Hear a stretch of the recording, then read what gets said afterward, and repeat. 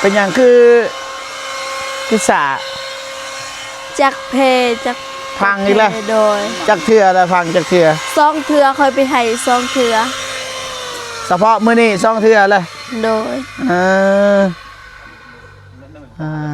บ่ได้การได้สัตว์เดี๋ยวเพ่เนาะโดยสู้ๆเด้อแอมนี่สิเปลี่ยนใจแล้วบ่เอาดอกไม่แปลนสิเอาไม่เสื้อละแอมเอาอาหารเลยโดยแห่งดีใจนะมันลุดลื่นกันมันบ่ลายบันไดนะเอาไม่เสื้อละซะเวลาเด้อเบาเจ็บเด้อไปซื้อยังซื้อไข่ซื้อมาม่าก็ซื้อได้เลยโดยครับหนึ่งมันเรือและสำนันโดย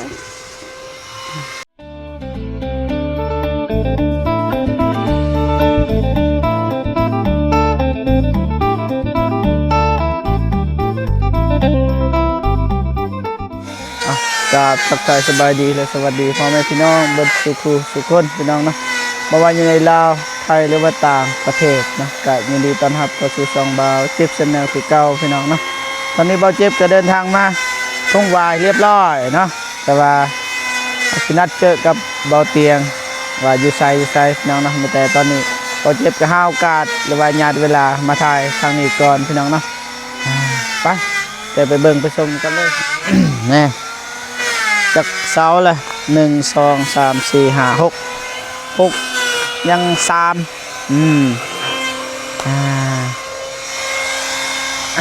พอดีเลยพอเพิ่นก็มาซอยตามที่ตกลงกันไว้เนาะสบายดีเด้อแม่น้องฮาน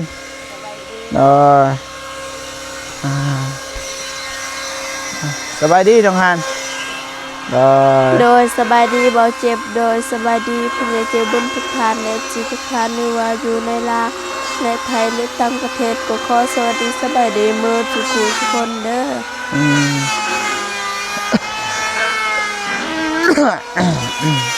ได้6เลยยัง3แม่นบ่พอเท่ากบ2เสาเป็นอย่างคือพิษา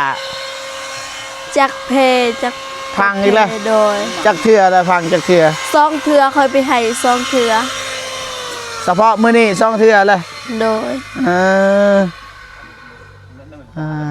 บ่ได้การได้สัตว์เดี๋ยวเพ่เนาะโดยสู้ๆเด้อสู้ค่อยๆเฮ็ดนั่นแหละจักเพ่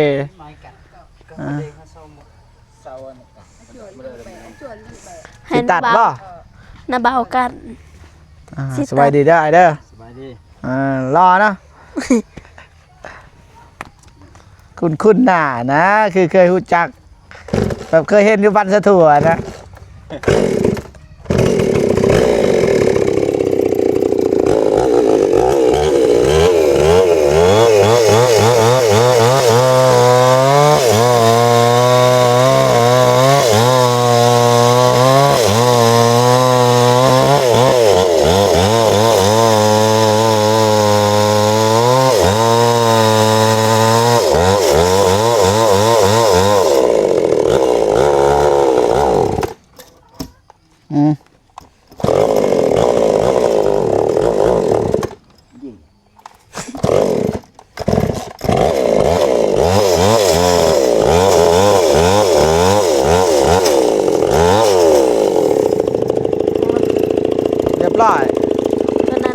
ตัวนั้นอีกเลยมีตัวยาวป่ะโดยรู้สึกจวนเบะยังพอดี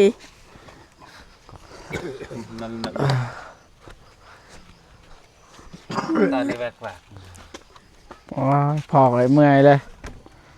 ทำงานหนักแต่เช้า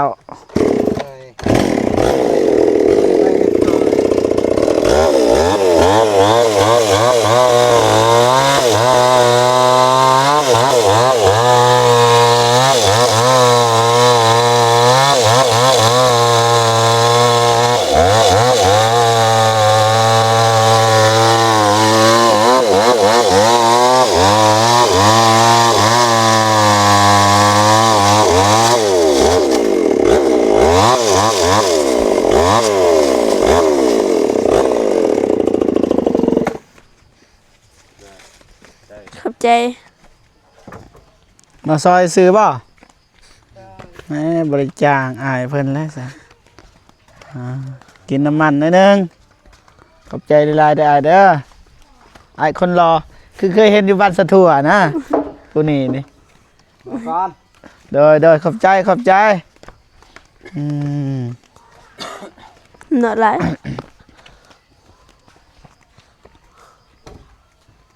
กบไว้ก็ดี11เสาก็กบไว้รถกบไว้จะหน่อยก็ได้ใส่ดอกบางทีเจ๊เฮือนครัวเด้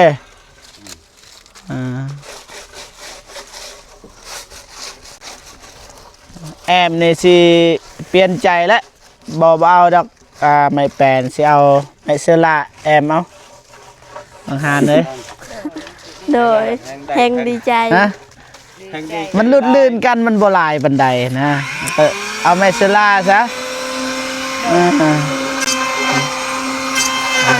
บางหานยิ้มเป้ยเลยเอาแบบคล้ายๆน้องสลีแหละมุ้งก็แบบน้องสลีแบบแอมก็แบบคล้ายน้องสลีนะแต่ว่ามันสิน้อยกว่าน้องสลีมันสิน้อยกว่าอย่าไปเทียบด้วยเพื่อนน้องสลีใหญ่เลย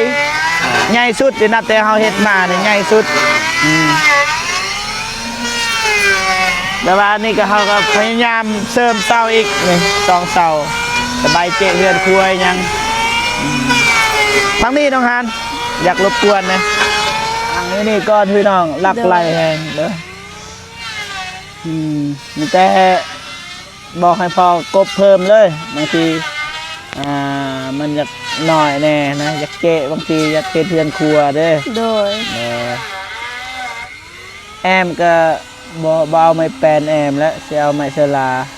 แต่ว่าชุดน้องฮานเนี่ยเพิ่นสิเลือกไม้เสลาหรือไม้แปลนนี่ไม้เสลาไม้เสลาวะโดยมันบ่ทนเลยทนว่าไม้เสลาตามที่คิดว่าทนเนาะมันงามแน่ทนแน่มันบ่ได้กบมันนะโดย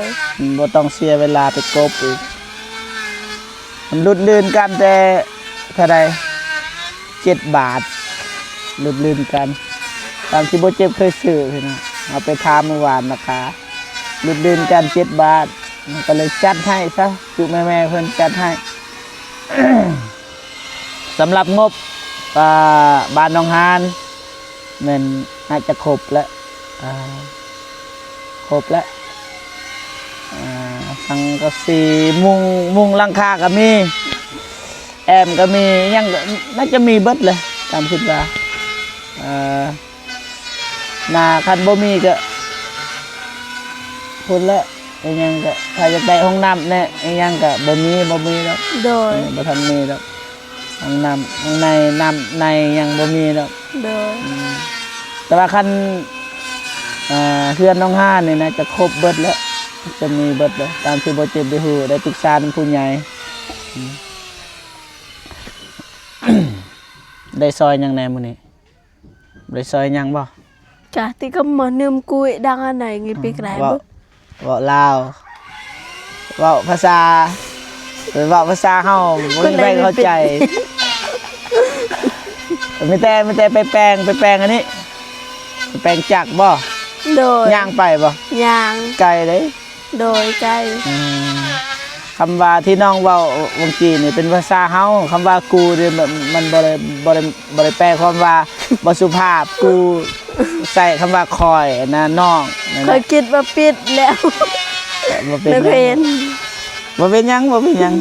หาอธิบายให้คำว่าเว้ากูภาษาทางบ้านเฮาก็คือตัวแทนคำว่าคอยนะบ่แม่นว่าคำว่าบ่สุภาพถ้าว่าเว้าในภาษาลาวนี่อาจจะบ่สุภาพแต่ว่าเราเว้าภาษาเฮาก็บ่เป็นหยังเบาเจ็บก็เคยได้ล่มกับจุแม่นะเว้ากูหยังนะเว้าภาษาเฮาก็บ่เป็นหยังไอ้สร้างเพิ่นได้มาบ่มาตอนเช้าเรามาบ่เรามากวดบ่เรามาแปลงจากกบอีกเรามาแสดงว่าแ 3 เทื่อ โดย โอ้ยตะบาดอยู่พอดีคอยไป2เทื่ย่างอีก2 เทื่อ โดย เท่า 4เทื่อค่ะยังอีก ย่างไปย่างมา มันไก่ได้เฮือนอายก็ได้ไปอยู่เฮือนบอลที่เราเฮ็ดนะมันไกลสุดท้ายบ้านเพิ่นหมู่บ้านกับหมู่บ้านแบบใหญ่นะแต่ว่าท้ายสุดอันนี้ก็เริ่มสุดทางนี้แหละทางบ้านหนองหานแล้วก็ท้ายสุดอยู่หั่นแหละมันไกล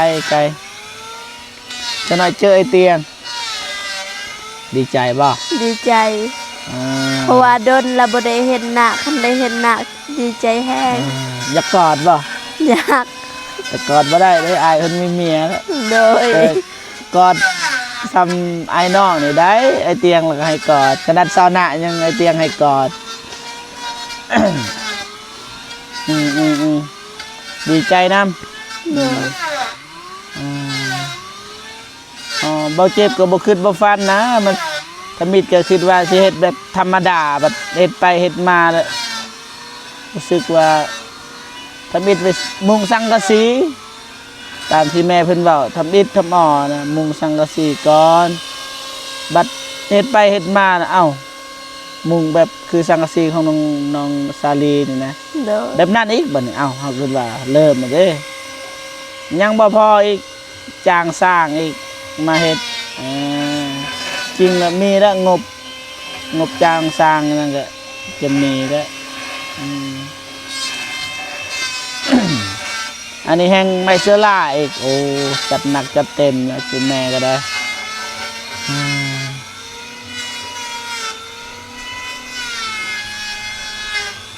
ได้ยินข่าวว่าแม่บ่สบายป่ะ โด ส ย บายยังยางอยู่เนาะ โดยย่างแบบเราอยู่เฮือนก็อึดอัดบัดเรานอนก็นอนบ่หลับ บ่เป็นหยังพอน้อง เพราะว่าสินอนก็ลักไลแต่ว่านอนบ่หลับ เลยทางนั้นก็สู้เลยพี่น้องนะพอเท่าเพิ่นเพื่อนก็แน่เพื่อนพอเท่าก็ลุ เพ เบิด พังแล้ว เพพังแล้วนี่เห็นเลยทางเทิงพี่น้องอ๋อเท่าบ่ฮู้เอามือใดมันสิพังพี่น้องมันสิจับก็บ่กล้าเลยนี่เห็นเบิดโอ้นั่น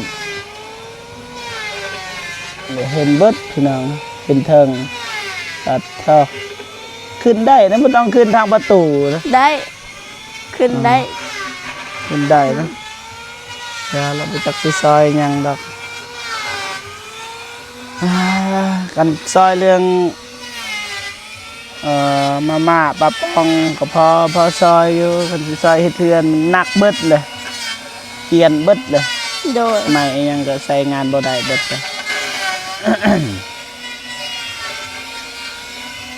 บ่ฮู้ว่าน้องน้องเดิมเราเอิ้นอีหยังนี่นะพ่อเพิ่นเพราะว่าลูกของพ่อนี่ก็ป้าน้องเดิมแม่นบ่ป้าน้องเดิมมันนะ โดย แม่นบ่ แมน อ่า เพชรมณีเพชรมณี แม่ ปาน แม่นป้าของน้องเดิมแต่ว่าป้าของน้องเดิมก็เป็นพ่ออีกของอันนี้นี่ โดย แต่ว่าบ่ได้อยู่นํกันพี่น้องเนาะพ่อเพิ่นอยู่คนเดียวน่าจะมีปัญหาทางครอบครัวนะเขาก็บ่มั่นใจแต่โดนละ ตอนป้าน้องเดิมยังน้อยนะเราก็อยู่คนเดียวเลยปัจจุบันเนี่ยแต่ว่าก็ไปมาหาสู่อยู่ตอนที่เบาเจ็บไปเห็น โดย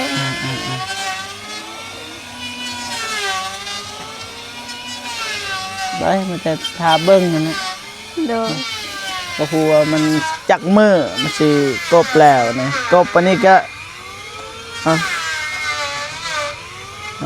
ไม่กันสั้นเท่าก็ได้ทางนี้มันแจ้งดีท่านหูกระทายทางนี้แหละ โดย กินข้าวกินน้ำแล้วบ่ตอนเช้า กินแล้ว ได้ยังกิน หอยแต่ข่อยบ่กินเพราะว่ามันเน่าเขาไปขายเน่าเบิดบ่ได้กินเลย อ๋อ เน่า เป็นยังว่ เขายัดใส่ทงละบัดแม่สิต้มสิกิน มันเน่า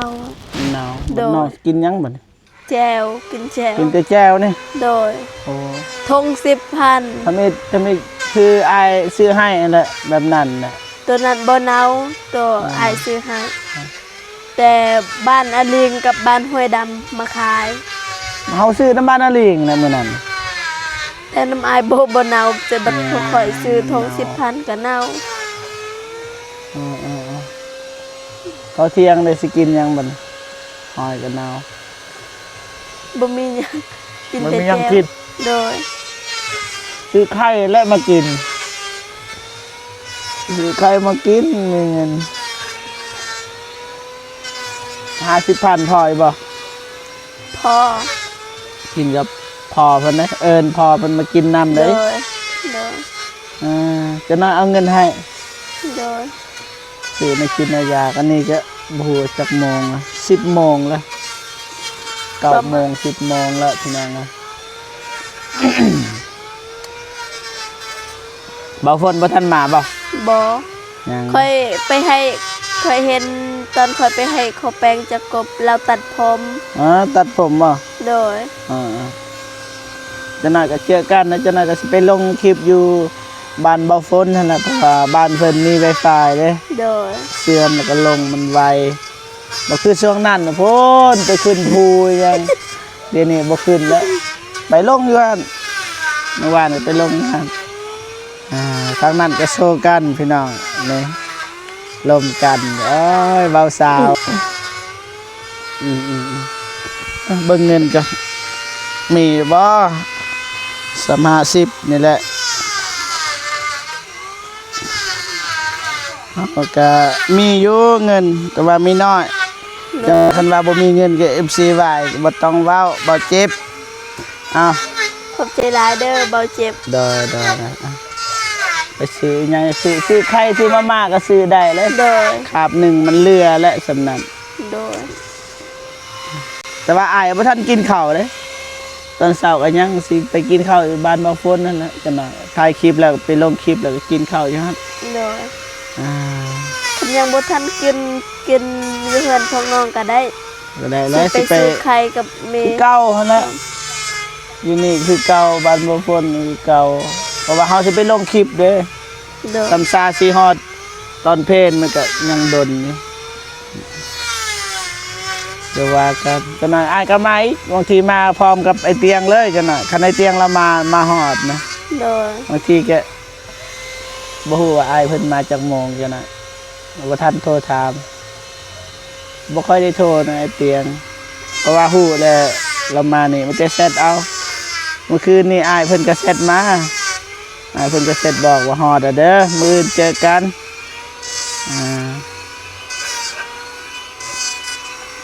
อ้ายก็บ่ค่อยสบายนะเป็นไข้หวัดขี่รถเมื่อกี้ก็ใส่พาดปากเลยยันลมมันเข้า โดย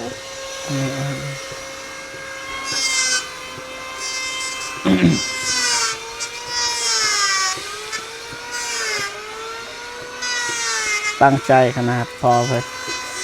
โดย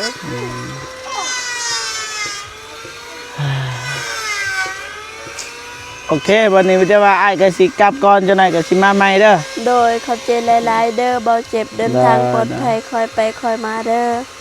ได้ไม่ได้ว่าให้น้องก็บอกขอบใจหั่นแหละขอบคุญกับคุณผู้ใหญ่ใจบุญที่ซัพพอร์ตจุแม่พิมพ์แม่ติวแม่ลินแม่เพียนแม่เพ่นนะ โดย บอกว่าผู้ใหญ่ก็พอแล้ว โดยขอขอบอกขอบใจทางผู้ใหญ่ทุกท่านเด้อก็ขอให้สุขภาพแข็งแรงความเจ็บบ่ให้ได้ความไข้บ่ให้มีก็ขอให้หังให้มีให้ร่ำให้รวยปรารถนาสิ่งใดก็ขอให้ได้สิ่งนั้นดังสมการพัฒนา หรือว่าไปใส่มาใส่ก็มีแต่คนฮับคนหองไปฮอดจนที่ถึงนอนรับให้ได้เงินหมื่นนอนตื่นให้ได้เงินแสนเด้อสาธุ สาธุเด้อเรียบร้อยแล้วพอดีสู้ๆเด้อคักแล้วสวยสดงดงามแต่เศร้าอันบ่ค่อยงามแต่ว่าบัดกบแล้วก็พอได้ใส่อยู่พองามเด้อ ใส่ตะโกบักหมีเมื่อวานนี่ ไอ้ทวงบ่ถึกซับใส่ตะกกมักมีโอ้ยบ่ตัวใดนี่กกมักมีนี่ ตัวนี้กับ แม่ ตัวนี้ แม่นบ่ แม่น ทนบ่กกมักมีนี่สบายดีโอ้ฝ่าเท้าฝ่าเท้าสาลีพี่น้องเพิ่นอยู่เทิงบ่มาซอยบ่โอ้ บ่สบาย บ่สบายพี่น้องมองงามเนาะมองไผซื้อให้แม่นโอ้น้องสลีซื้อให้บ่โอ้ ร้าน โดย ร้านสดี ลืมเบิ่งกี่มาดนแล้วบ่พอเท่ามานั่งดนแล้วบ่ไม่ใหม่บ่คือว่านั่งดนแล้วบ่เห็นลืมเบิ่งไปดนแล้วบ่ได้เห็นหน้าโอ้โธ่มาให้กำลังใจหลานบ่อันนี้ก็หลานแม่นบ่หลานดีใจนะดีใจบ่ที่ได้เห็นหลานได้เฮือนดีใจบ่ ดีใจพอเขาดีใจอะไร แม่นบ่ ลูกเบาเจ็บเนี่ยนอนหลับให้ได้เงินหมื่นเด้อนอนตื่น จับไปนี่เว้าเลย นอนหลับได้เงินหมื่นนอนตื่นได้เงินแสนนอนแย่งแว่นสู้มือสู้คำให้มันได้เงินกอดเงินเตอ โดยสา เด้อบ่าวเจ็บเด้อแต่ว่าความเจ็บอยาหาใดความไข่อยาหามีเด้ออายุมันยืนอนาคตต่อไปตลอดชีวิต เด้อ ลูกเด้อ สา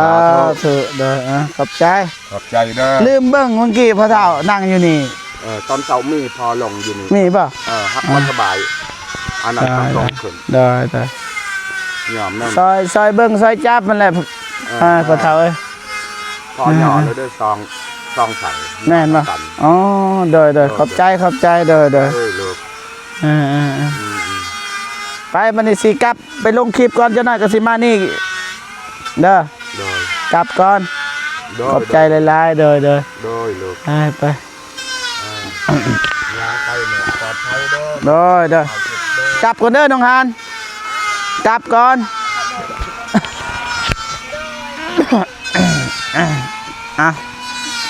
นี่กลับก่อน โดยขอบใจในไลน์เดอร์เดินทางปลอดภัย เด้อเจ้านายก็สิมาใหม่เห็นแล้ว โดย เฮ็ดคืออ้ายสิไปดนนี่ โดย ไปลงคลิปซื่อๆเจ้านายมาใหม่เด้ออ้ายเด้อเด้อมากลับก่อนบัดนี้โดยใช่ไปบัดนี้เบาเจ็บก็สิกลับก่อนเนาะพี่น้องเอ้ยไปลงคลิปก่อนไปหาบ่ฝนก่อนแก้เกียมเจอเบาเตียงพี่น้องเนาะเมื่อคืนนี้ก็อ้ายเพิ่นก็ทักมาบอกว่าฮอดเราตายแล้วอ้ายเพิ่นทักบอกประมาณ 10 โมงกลางคืนพี่น้องเนาะ1 2 3ประมาณ3 ทุ่ม3 4 ทุ่มนี่แหละอ้ายเพิ่นก็ทักมาเพิ่นว่ามื้อนี้เจอกันจะหน่อยจึงสิทักหาอ้ายเพิ่นอีกประสานงานว่าสิเจอกันอยู่ไสพี่น้องเนาะโอเคพ่อพี่น้องเนาะบ่าวเจ็บก็สิจบคลิปก่อนเนาะจังได๋ก็ขอบคุญกับคุณผู้ใหญ่ใจบุญทุกท่านทั้งแม่พิมพ์แม่ติวแม่เพียรแม่ลินแล้วก็แม่เพนเนาะจังได๋ก็ขอให้แม่ๆทุกคนเนาะจงมีแต่ความสุข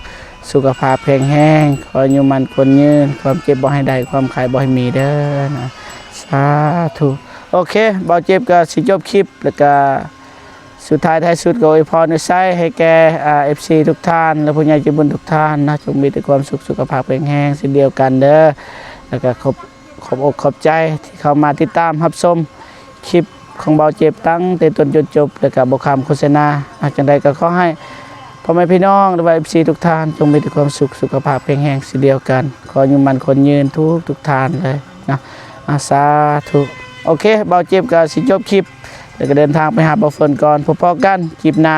ก็สิมานี่คือเก่าสำหรับคลิปนี้ขอกล่าวคำว่าสบายดีเด้อพ่อแม่พี่น้องเบิดสุขทุกคนพี่น้องนะบ๊ายบายพี่น้อง